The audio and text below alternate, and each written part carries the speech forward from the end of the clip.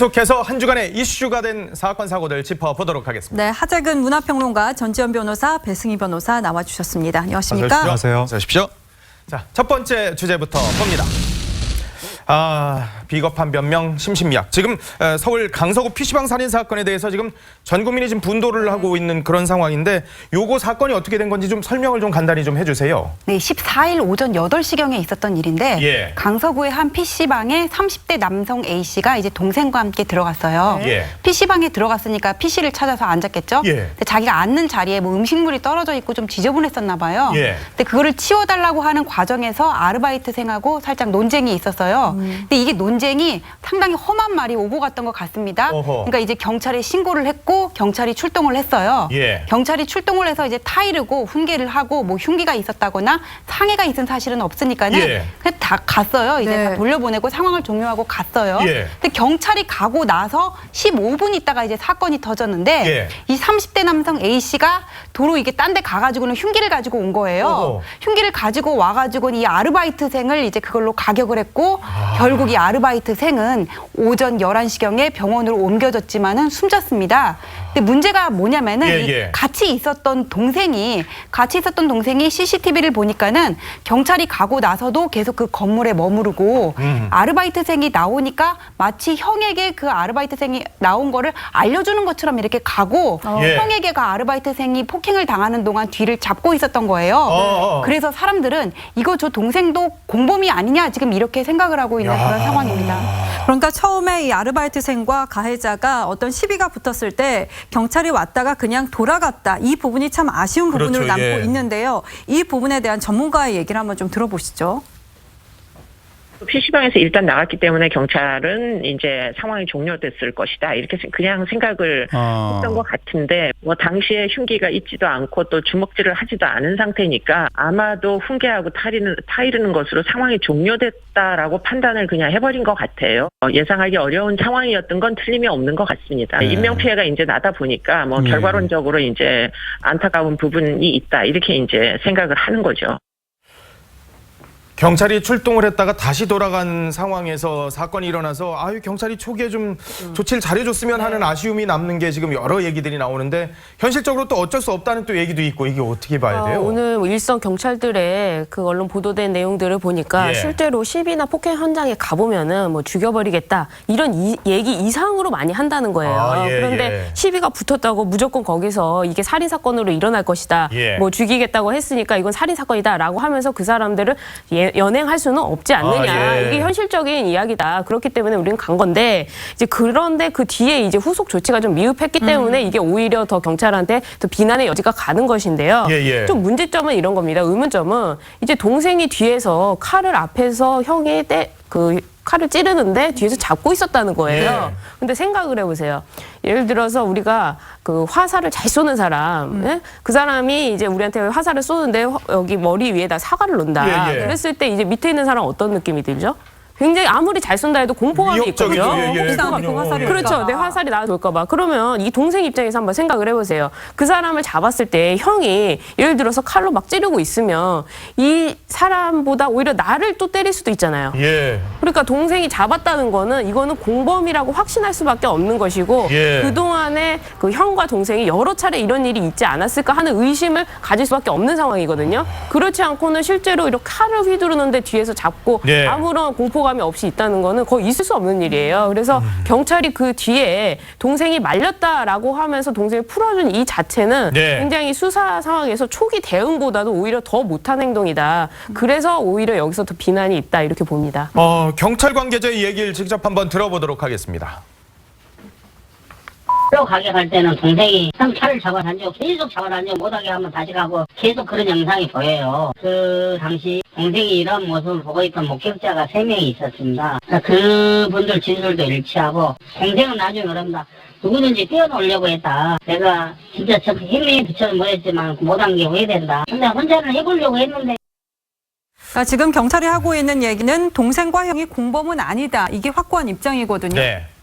근데 이게 동생이 뒤에서 잡고 있었으니까 공범인 게 아니냐 하는 게 이게 대다수 네티즌들의 의견이에요. 네. 왜냐하면은 누군가 흉기를 휘두르고 있고 당하고 있다면은 흉기를 가지고 있는 사람을 말리는 게 정상이거든요. 네. 근데 또 이렇게 달리 생각해 보면은 경찰은 현장에 가지고는 그 동생이 어떤 사람인지를 보고 이걸 우리보다 더 세심하게 관찰을 했던 사람들이란 말이에요. 예. 흉기를 가지고 있는 형에게서 형이 너무 격분해 있으니까 이거를 멀리 떨어뜨리기 위해서 또 잡았을 수도 있는 잡았을 거죠. 그랬을 수도 있겠네요. 예. 그래서 이거는 그 잡은 손의 위치가 어떤지 그리고 또 그 형이 흉기를 가지러 그 건물을 떠날 때 둘이 오고 간 어떤 내용은 대화 내용은 없었는지 이런 것들을 좀 휴대전화를 확보를 해가지고는 좀 더 조사를 해봐야 되지 않을까. 근데 이게 공범이 아니라고 이렇게 주장을 하는데 이 공동정범에 대해서 우리 판례가 굉장히 넓게 인정하고 있어요. 그래서 실제로는 범행을 모의하지 않아도 모의한 것 자체만으로도 공동정범을 인정하고 또 범행 전에 망본 거 있죠. 망본 것도 공동정범을 인정을 해요.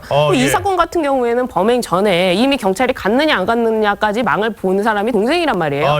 그럼 당연히 형법적으로는 공동정범이죠. 그리고 실제로 범행 중 그러니까 흉기로 찌를 때 같이 있지 않았습니까? 그때 잡았잖아요. 어쨌거나 보조 행위를 했고 범행에 있어서 도움이 되는 행위를 했기 때문에 이거는 뭐 판례를 공부하지 않았을 리가 없어요. 경찰이 이 사건 수사를 그러니까 이 사건에서 문제되는 거는 공동정범임에도 불구하고 왜 동생을 풀어줬느냐 거기에 있어서 분명히 경찰의 과실이 있다. 그런데 이 과실을 피하기 위해서 공동정범이 아닌 것처럼 동생이 말리고 있다 이런 변명을 하니까 국민들이 아니면 보는 사람들이 굉장히 더 화가 나는 거죠. 지금 저 청년을 보세요. 저 청년 키도 크고 모델 지망생이고 정말 그날 하루 일하러 갔는데 저 PC방에서 일해봐야 돈 얼마나 벌겠습니까? 그런 사람을 단지 시비가 붙었다고 해가지고 누가 흉기로 찌른다고 생각해보세요. 그 부모 입장이 돼보세요. 지금 동생 풀어준 거 가지고 이런 말리는데 그랬다 이런 말이 나오겠습니까? 이거 경찰이 분명히 과실이 있는 것이다 이렇게 생각이 들어요. 근데 이 정말 과정에서 이 망을 봐줬다는 의혹하고 살인에 동생이 공범으로 참여했다는 의혹이 있는 건데 그 망을 봐줬다는 의혹에 대해서 처음에는 방금 말씀하신 것처럼 이제 그 아르바이트생이 밖으로 나오는 걸 딱 보고 형한테 알려주러 동생이 갔다라고 이제 이야기가 됐었는데 한 매체가 좀 자세히 보니까 아르바이트생이 나오기 전에 형한테 가더라. 그냥 간 거다. 뭐 아르바이트생의 동태를 알려주러 간 것이 아니라 그런 식의 또 의견도 있고 그다음에 경찰이 이야기하는 것은 이 동생이 그 피해자가 피해를 당할 때 뒤에서 붙잡았다고 알려졌었는데 그게 이제 동생이 하는 말은 형이 이 피해자를 때리길래 떼어놓기 위해서 잡아당긴 것이다. 경찰은 그렇게 얘기를 하고 있다. 그 형이 갑자기 흉기를 꺼내길래 동생도 놀래가지고 그때부터는 형을 말렸다. 그리고 이 사태를 진전시키기 위해서 다른 사람들한테 동생이 적극적으로 도움을 청했다.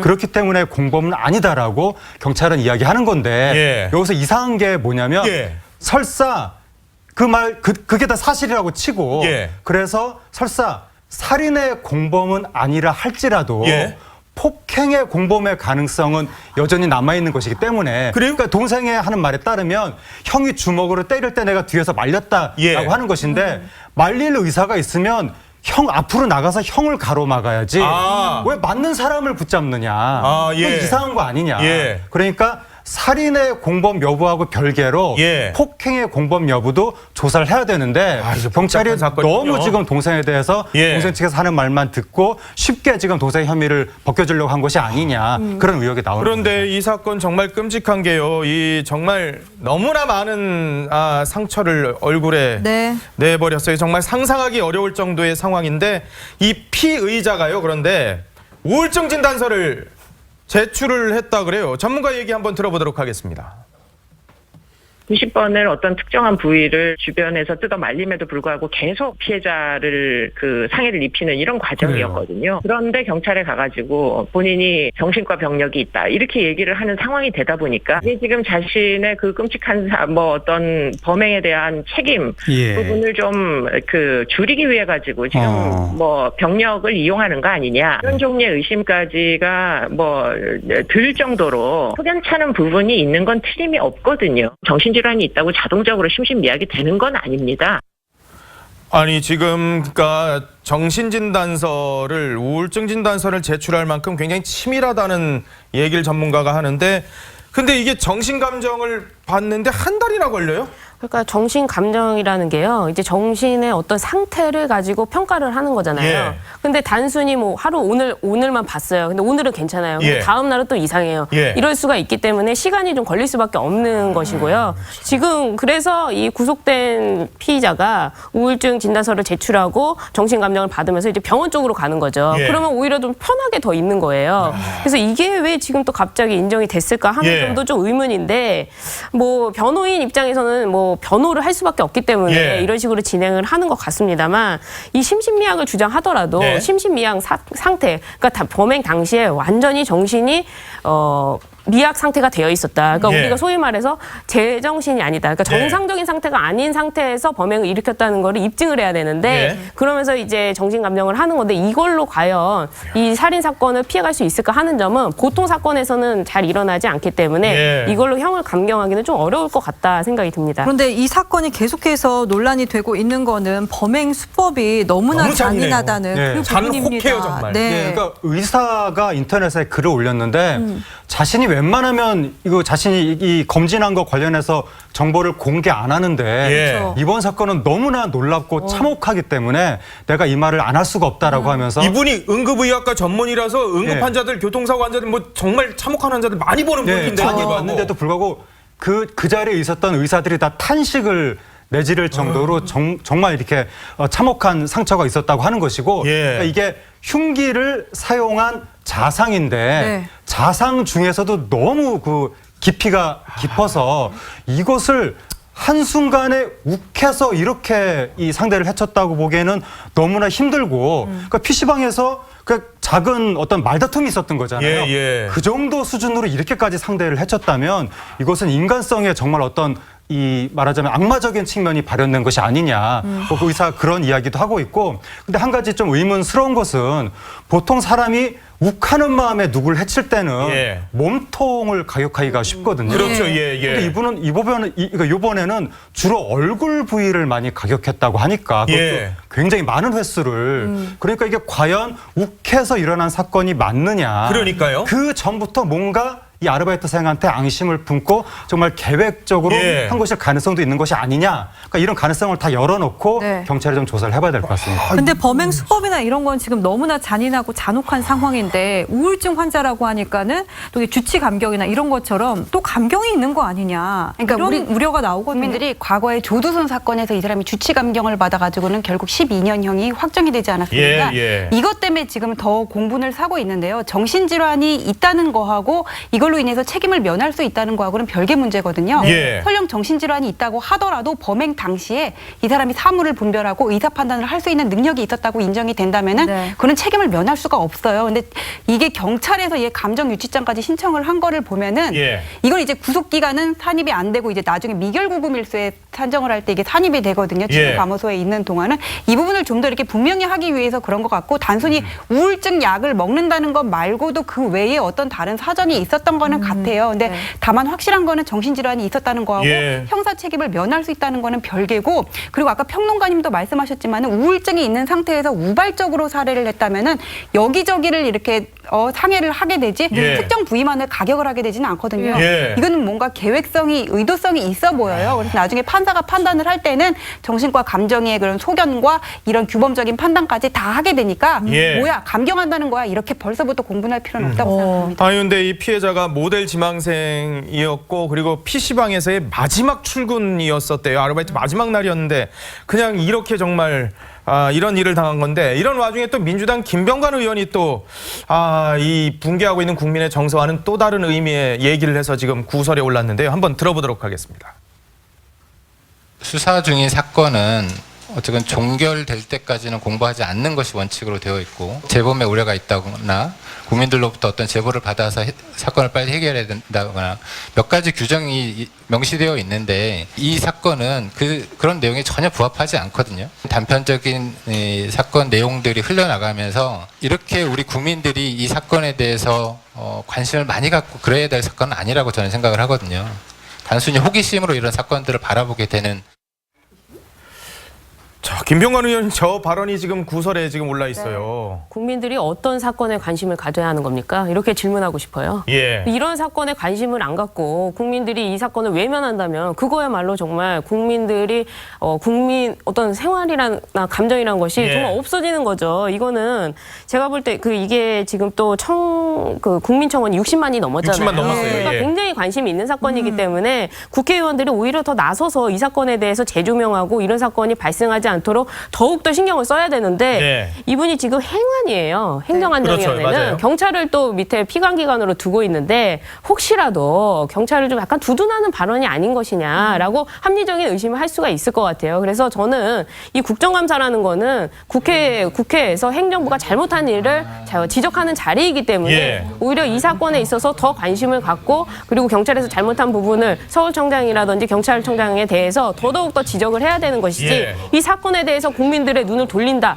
이런 식으로 좀 태도하는 거는 국정감사에도 맞지도 않고 저런 발언을 해서도 안 되는 거 아니냐 이렇게 생각이 듭니다. 네. 피사실 공표를 왜 자꾸 경찰에서 하느냐, 왜 아직 수사 중인 상황들을 왜 자꾸 언론에 흘려, 이 얘기거든요. 네, 그러니까 이제 김병관 의원이 하는 말이 원칙적으로는 맞는 말인데, 예. 그러니까 이게 너무 뭐 CCTV라든가 이런 시사 자료를 뭐 재판까지 가지도 않았는데 중간에 다 공개를 해가지고 예. 뭐 여론 재판으로 흘러가고 너무 이제 자극적인 사건 보도로 가는 것이 아니냐. 그러니까 원론적으로는 맞는 말인데 지금 시점이 저 얘기를 할 시점인가에 대해서는 그러니까 이게 왜 수많은 네티즌이 여기에 대해서 공부를 예. 하고 있느냐. 청년 세대가 지금 마치 자기가 당한 것처럼 느끼는 거거든요. 예. 왜냐하면 아르바이트를 누구나 다 해봤는데 예. 나도 아르바이트 하면서 이런 협박이라든가 그런 경험을 예. 무서운 경험을 당해봤다. 특히 심야 시간대나 취약 시간대에 혼자 일하는 아르바이트생 너무 위험하거든요. 맞아요. 취객한테 당하고 편의점도 그래. 그렇고. 이번 사건을 계기로 그런 공분이 나오는 것이기 때문에 네. 국회의원으로서 치안 당국이 혼자 일하는 아르바이트생들의 안전 대책이 뭐냐 네. 그걸 따져야 될 시점인데 갑자기 뭐 언론 보도 얘기하고 이거는 좀 뭔가 핀트가 안 맞은 것이 아닌가 그런 지적이 나오는 겁니다. 두 번째 주제로 가보도록 하겠습니다. 네, 좀 아쉬운 소식인데요. 투병 중인 스타들의 얘기입니다. 네. 그 얼굴 보시면 충분히 아실 수 있는 명품 조연으로 활발하게 활동을 하던 배우 김정태 씨가 있는데 예능 프로그램에도 많이 나오셨었어요. 네, 그렇습니다. 예. 그런데 간암 초기라고 해서 네. 아유 걱정입니다. 간암이 네, 그러니까 걱정인데 한편으로는 또 다행이기도 하고 네. 예. 초기에 이게 발견이 있었다는 거죠. 그래도 발견을 빨리 했군요. 예, 그러니까 예. 본인이 좀 건강 상태가 안 좋다고 느껴서 다행히 바로 검진을 받으러 갔다는 거예요. 예. 가끔 가다 보면 뭐 쉬면 낫겠지 하고 검진 안 맞는 분들 있잖아요. 근데 이제 김정태 씨 같은 경우에는 바로 검진을 받으러 갔더니 간경화 증세가 있고 간암이 아주 작은 종양이 있더라. 초기에 발견이 돼가지고 아마 이 정도면 치료하면 날 수 있지 않을까. 그러니까 이 건강검진을 빨리 예. 받은 게 정말 불행 중 다행이었던 것 같습니다. 이제 건강검진이 진짜 중요해요. 그런 거 보면은. 그래도 정말 다행인데, 지금 투병 중인 근데 배우들이 또, 연예인분들이 꽤 있으시잖아요, 지금. 네. 일단 그 신성일 씨. 예. 신성일 씨가 폐암으로 투병 중인데 한때는 거의 완치된 것처럼 보도가 나왔었거든요. 예. 근데 알고 보니까 완치된 것이 아니라 올 초에 몸무게가 한 7kg 정도 빠졌다고 그렇게 나온 것을 보면 여전히 투병 중인 것 같고 예. 근데 이제 엄앵란 씨가 그동안 두 분이 서로 같이 살지 않는다 뭐 엄앵란 씨가 TV에 나와서 신성일 씨에 대한 안 좋은 얘기도 많이 예. 했잖아요. 근데 막상 신성일 씨가 아프니까 역시 또 누구보다도 강하게 신성일 씨를 지켜주는 것은 예. 부인일 수밖에 없고 엄앵란 씨가 나는 신성일 씨가 돈 때문에 뭐 작은 병실에 있다거나 예. 자식들한테 손 벌리는 모습은 절대로 못 본다. 내가 돈을 다 대가지고 끝까지 품위를 지켜주겠다라고 하면서 엄앵란 씨가 지금 곁을 지키고 있습니다. 그러니까 사랑보다는 이제 의리로 함께 사는 부부가 아닌가 싶기도 한데요. 이 밖에도 또 그 봄, 여름, 겨울에 전태관 씨 또한 지금 상황이 조금 안 좋은 것 같습니다. 예, 이제 전태관 씨 하면은 그 봄, 여름, 가을, 겨울이라는 유명 그룹의 그 스마트하고 멋진 드러머로 드러머. 맞아요. 예. 있잖아요. 그런데 이분이 이제 2015년에 신장암 판정을 받고 한쪽을 제거를 했어요. 네. 그런데 거기까지는 괜찮았는데 이게 또 어깨 쪽으로 전이가 된 겁니다.